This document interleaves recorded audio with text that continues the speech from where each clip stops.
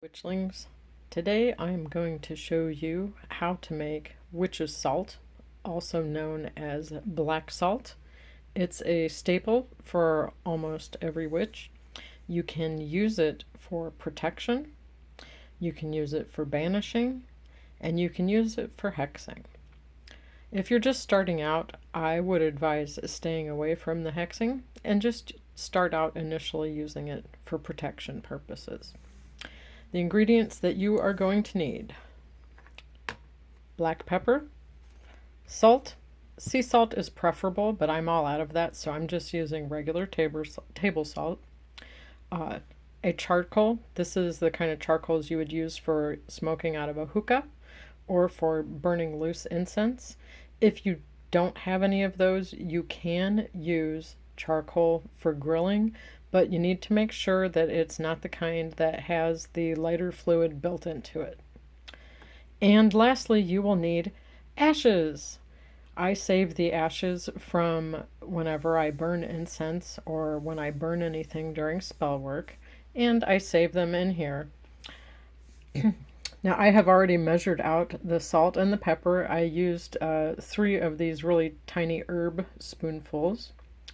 And I'm going to use the same amount of ashes, roughly.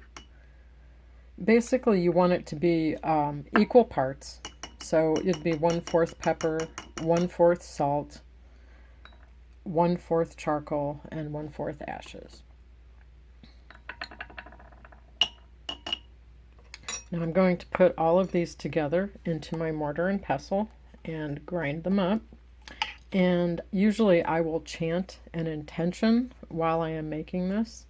Words have power, and they can add to the strength of your salt.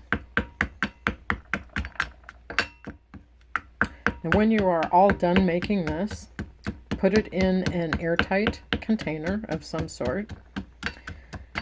You can use it as a protection by sprinkling it in front of your doorways. You can put it under your doormat. You can sprinkle it in the corners of your home. You can sprinkle it across the steps of your porch. You can put it on windowsills. You can put this almost anywhere that you want, because if it's ground up really fine, no one is going to see this and no one is going to know that it's there except you.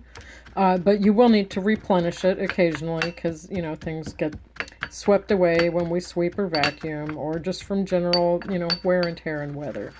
So you will need to replace it every now and then. I'd say replacing it, or at least checking to see if it needs replaced on the full moon, is a good idea. I like to do cleansing and protection on my home once a month with the full moon. There you go. It's very, very simple. Ground it up. Now I'm going to put it in my container and save it for the full moon.